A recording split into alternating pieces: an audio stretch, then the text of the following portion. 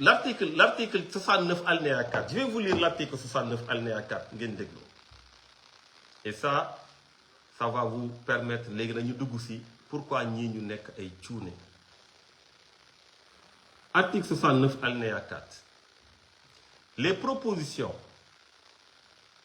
de loi sont, après examen par le bureau, aux fins de leur recevabilité, communiquées au président de la République qui doit faire connaître son avis.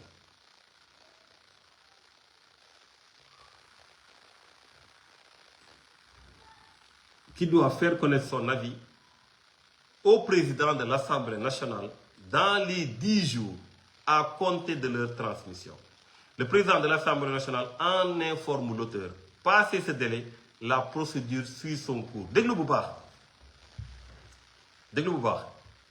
Les propositions de loi sont, virgule, après examen par le bureau aux fins de leur recevabilité, virgule, communiqué au président de la République qui doit faire connaître son avis au président de l'Assemblée nationale dans les 10 jours, virgule, à compter de leur transmission.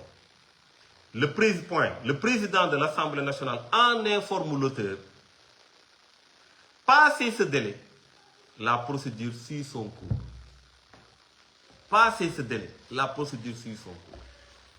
ñoom nee nañu saisir conférence des présidents. Je reviens parce que c'est important. Je relis et je reviens. ñoom nee nañ ci seen communiqué bi mooy communiqué bii ñëpp am nañ ko.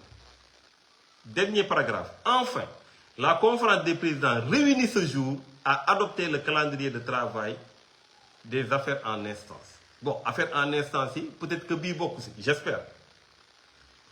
Mais tey il faut que président de la République dama leen di wuyu rek ci article 69 bi ma faram-fàccee mais seen procédure bi ça n'a rien à voir avec l'article 69 dinaa leen ko expliquer léegi. Il faut que président de la République ñu saisir ko avis. Il a 10 jours pour répondre. Su passé ce délai suy répondre nag président de l'Assemblée nationale lay répondre. Su passé ce délai maintenant la procédure lay soog a suivre son cours. Donc ñoom fii ñu toll nii il faut que suñ toppee seen procédure mais bu leen réer procédure bi du bu baax bi dinaa leen wax léegi pourquoi du bu baax mais dama leen di jàngal ñoom pour beneen yoon su dee dañuy def proposition de loi ñu xam ne fii ak président répondrul mënuñu continuer dara. Procédure fan la yem ci bureau lay yem bu transmettre pour avis. Le bureau se réunit, transmet pour avis. Le président répond au président de l'Assemblée nationale. Après loolu mu mbir yi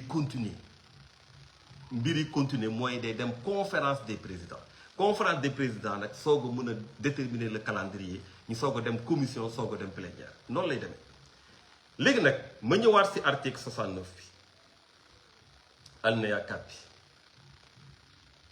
Alors article 69 alinéa 4 bi dafa wax sur les propositions de loi.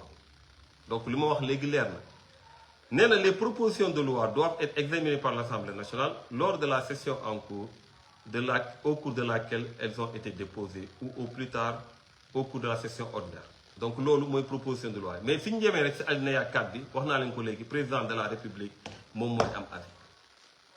Mais fii ñoom ils ont parlé de modification de la Constitution. Modification de la Constitution. Ce n'est pas le règlement intérieur moo koy organiser, c'est la Constitution elle-même moo koy organiser. Le règlement intérieur n'organise pas les procédures de modification de la Constitution. C'est la Constitution elle-même. Parce que la Constitution, c'est la charte fondamentale. La Constitution yemul rek ci Assemblée nationale régirul rek Assemblée nationale. La Constitution parle du pays. Mooy Bible bi mooy Coran bi mooy loo xamante ne moo sut lépp. C'est-à-dire la Constitution aujourd'hui du moromu ay règlement intérieur rek qui est une loi organique certes wala ay loi ordinaire. C'est la Constitution, c'est la charte fondamentale. Même tey soo doon dem bind sur le plan international nga war a signer da nga war a correspondre ak sa constitution nu mën a mel. C'est-à-dire que tey su ONU ak nag ñëpp dajale woon na léegi monde bi nii lañ koy defee dëkk yëpp dañ si war a d'accord da nga war a adapter loolu ak sa constitution. Sa constitution moo jiitu moo sut lépp. Constitution boobu moom mooy organiser sa propre révision. Constitution si boppam mooy organiser sa propre révision. Donc ñoom ñu ngi jël règlement intérieur bu assemblée nationale bëgg ko jaarale comme procédure pour modifier la constitution. La constitution mooy modifier moo prévoir sa modification à son article 103. Article 103 bu constitution moom moo prévoir la modification de cette constitution. C'est l'article 103. Maintenant su dee am na ñuy dawal xel naan waaw mais bon comme ñaari loi la parce que damay bëgg leeral ñu wàcc ba suuf li may wax nii ñu xam le minimum si droit ak yooyu xam nañ ko mais dama gën a bëgg a wàcce nit mën na taxaw comme ñoom lu ne la ñuy def ne la waaw mais loi la rek ba loi bee nee na la proposition de loi te leeralul et cetera bi constitution bi nee na kii donc en tout cas lii si loi bi lañ ko teg déedéet. En droit dafa am ce qu'on appelle la hiérarchisation des normes juridiques.